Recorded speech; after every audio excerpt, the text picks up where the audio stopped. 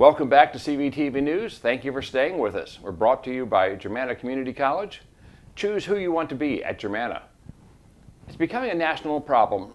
No, we're not saying that you, our viewers, are responsible. However, it is something you can help out with by making sure your children are vaccinated, and perhaps by encouraging other parents to do the same. More and more children aren't getting vaccinated, and the U.S. is seeing a return of diseases most people had all but forgotten about. An example of this can be seen in the recent spike of reported cases of measles. A vaccine to combat the virus first came into use in 1963, and by 2000 the U.S. had declared it all but eliminated. But in states as diverse as Oregon, Maryland, California, and now Virginia, measles outbreaks have once again become a concern. According to the Center for Disease Control in Atlanta, the number of cases in the U.S. since January of this year has reached 1,000.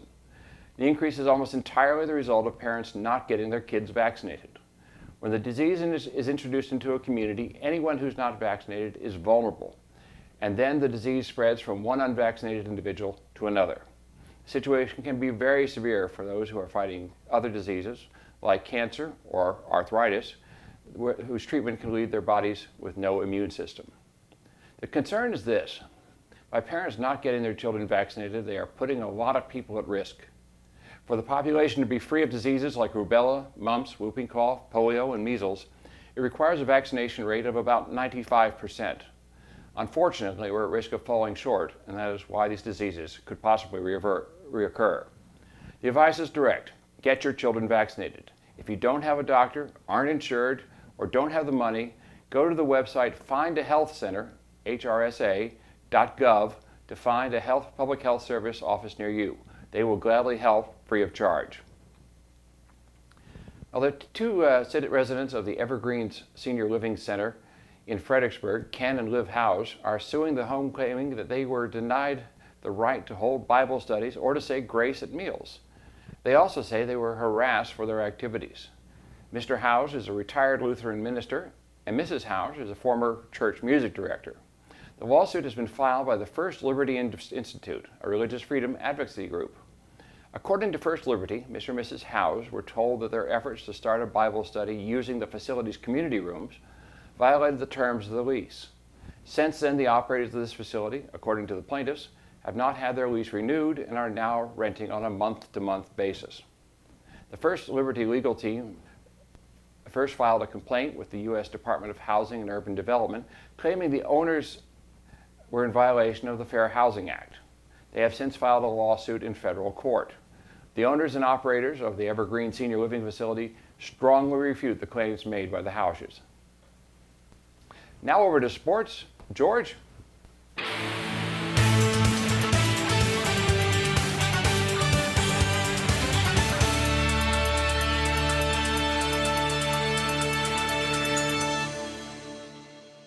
George Kerns here for CVTV Sports. In local high school sports, the playoffs are underway with baseball, softball, soccer, and lacrosse.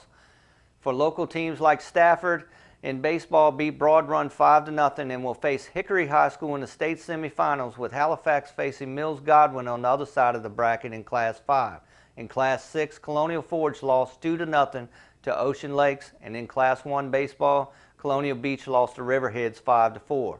In softball, Mountain View beat Freedom South Riding 4-1 and will advance to face Mills Godwin in the state semifinals.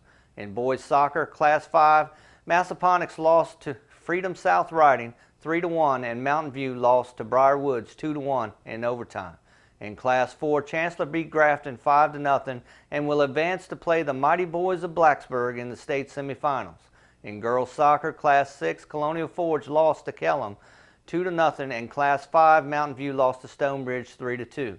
In boys tennis, James Monroe will play for the state championship against Western Albemarle, and the same goes for the girls, as James Monroe will face Western Albemarle. Both games are to be played in Roanoke. Good luck to all the teams left in the playoffs.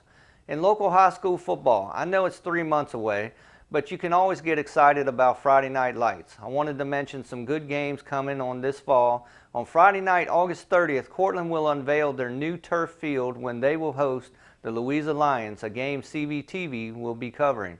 Other games throughout the season are Dinwiddie will travel to play at Massaponax, Broad Run will come to Brook Point, Hanover will come to Chancellor, and the 4-time defending state champs, the Highland Springs Springers, will come to Colonial Forge, another game CVTV will be covering.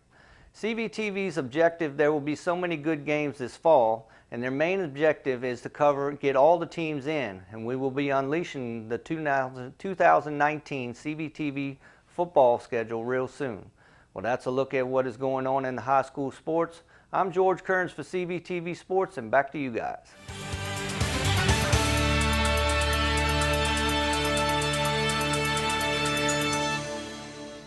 Calling all superheroes and super friends. It used to be called FredCon, but now it's the Fredericksburg Area Comics and Toy Show. It's the area's very own comic book and pop culture event being held at the Fredericksburg Expo Center on July 6. Here's a picture from a recent FredCon, including Captain America, Iron Man, a young Star-Lord, Thor, and Ursula the Sea Witch. There will be comic book dealers, cosplayers, crafters, and artists. Devotees are encouraged to attend as their favorite comic book heroes. Well, that's all we have for you today. Thank you for choosing CVTV for your local news. Until next time, have a great week.